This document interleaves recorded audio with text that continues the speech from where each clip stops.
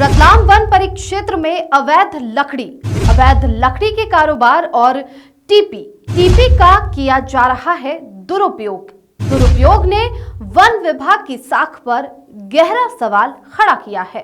नमस्कार, मैं हूं रविक्षा शर्मा और आप देख रहे हैं the inside story India news से संपादक राहुल विश्वकर्मा की खास रिपोर्ट। रतलाम वन परिक्षेत्र में अवैध लकड़ी का खेल, वर्षों से जारी काले कारनामों पर वन विभाग की चुप्पी बड़े सवाल खड़े करती है। रतलाम वन परिक्षेत्र में अवैध लकड़ी के परिवहन का खेल वर्षों से चला आ रहा है। इस गोरख धंधे का खुलासा हाल ही में तब हुआ जब वन मंडल रतलाम के अधिकारियों ने एक ट्रैक्टर ट्रॉली को जब्त किया जिसमें अवैध लकड़ी लदी हुई थी।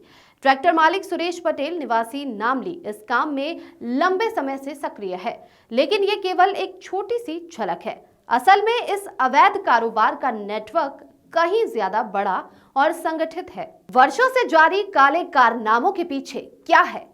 अवैध लकड़ी के कारोबार की जड़ें इतनी गहरी है कि इसे रोक पाना अब तक वन विभाग के लिए चुनौती बन चुका है। यह अवैध कार्य क्यों और कैसे जारी है, इसके पीछे कई बड़े कारण हैं। पहला, वन विभाग की लापरवाही और मिलीभगत।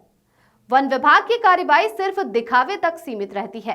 पीओआर प्रारंभिक अपराध रिपोर्ट नाम मात्र की दर्ज की जाती है और अधिकतर मामलों में कोई ठोस कार्रवाई नहीं होती है।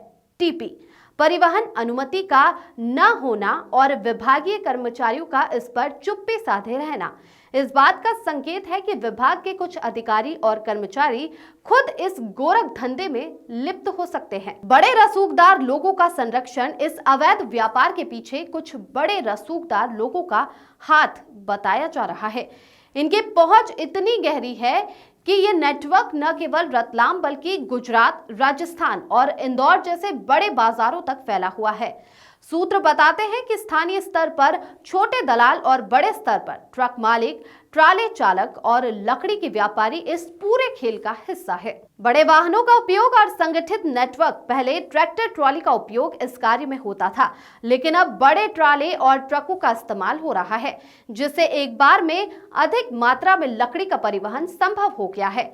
ये नेटवर्क इतना मजबूत है कि अवैध लकड़ी को ले जाने के लिए फर्जी दस्तावेजों का इस्तेमाल किया जाता है, जिससे जांच एजेंसियां भी कई बार गुमराह हो जाती है। वन विभाग की भूमिका पर सवाल। वन विभाग की कार्यप्रणाली पर गंभीर सवाल उठ रहे हैं। क्यों विभाग समय रहते सख्त कदम नहीं उठाता? क्यों पीओआर केवल औपचारिकता बनकर रह गई है? क्या डिप्टी रेंजर और वन रक्षक घूस लेकर इन काले कारनामों को अनदेखा कर रहे हैं? इन सवालों के जवाब वन विभाग को देने होंगे। स्थानीय जनता और पर्यावरण पर प्रभाव। स्थानीय लोग इस अवैध कार्य से परेशान हैं। उनका कहना है कि अगर इस पर तुरंत रोक नहीं लगाई गई तो जंगल खत्म हो जाएंगे, जिससे पर्यावरण को गंभीर नुकसान पहुंचेगा। पेड़ों की कटाई से न केवल वन क्षेत्र समाप्त हो रहा है बल्कि वन्य जीव भी प्रभावित हो रहे हैं। जलवायु परिवर्तन और भूमि कटाव जैसी समस्याएं बढ़ने का खतरा है। क्या उच्च अधिकारियों की छवि खराब हो रही है? ऐसा माना जा रहा है कि डिप्टी रेंजर और वन रक्षक जैसे निचले स्तर के अधिकारियों की मिलीभगत के कारण विभाग के उच्च अधिकारी जैसे रेंजर, एसडीओ और डीएफओ भी बदनाम हो रहे हैं। ये विभाग की विश्वसनीयता पर बड़ा सवाल है। समस्या का समाधान क्या है? इस गोरख धंधे को रोकने के लिए निम्न कदम उठाए जाने चाहिए। पहला, सख्त कार्रवाई। अवैध लकड़ी परिवहन में लिप्त ट्रक और ट्राले को तुरंत जब्त कर मालिकों पर कठोर कार्रवाई की जाए। दूसरा, जांच समिति का गठन। उच्च स्तरीय जांच समिति बनाकर डिप्टी रेंजर, वन रक्षकों और अन्य अधिकारियों की भूमिका की जांच की जाए। तीसरा, टेक्नोलॉजी का उपयोग।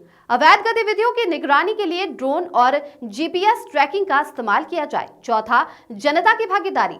स्थानीय लोगों को इस मुद्दे के खिलाफ जागरूक किया जाए और उन्हें शिकायत दर्ज कराने के लिए प्रेरित किया जाए। The inside story India news इस पूरे मामले की तह तक जाने और इसे जनता के सामने लाने के लिए प्रतिबद्ध है।